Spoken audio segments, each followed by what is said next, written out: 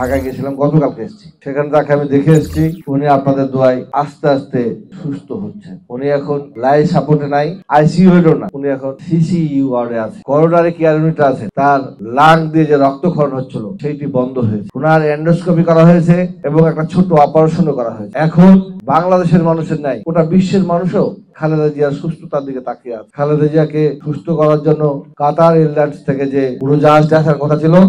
গণতন্ত্রের মানুষকন্যা তিনবারের সাবেক প্রধানমন্ত্রী mother of democracy Begum Khaleda Zia অসুস্থ হলেও দেশ বিদেশের মানুষের দোয়ায় তিনি এখন অনেকটাই সুস্থ।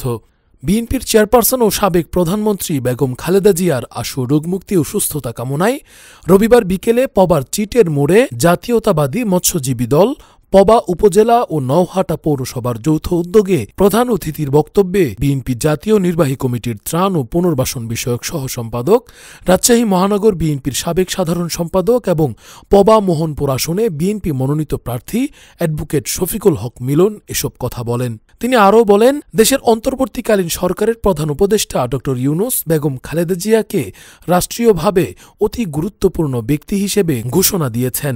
তিনি এখন ভিভিআইপি মর্যাদা পাচ্ছেন এবং এসএসএফ সুরক্ষার আওতায় এসেছেন।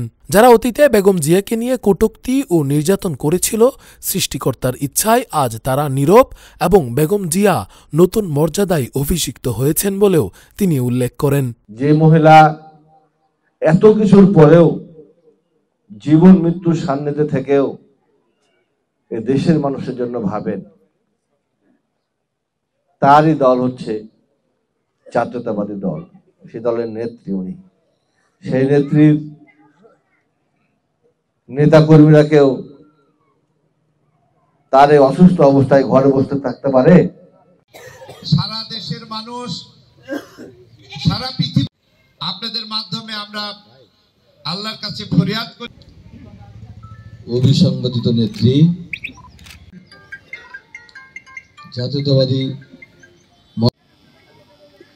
পার্টির চেয়ারপারসন দেশনেত্রী বেগম খালেদা জিয়া, বাংলাদেশের তিনবারের সাবেক প্রধানমন্ত্রী।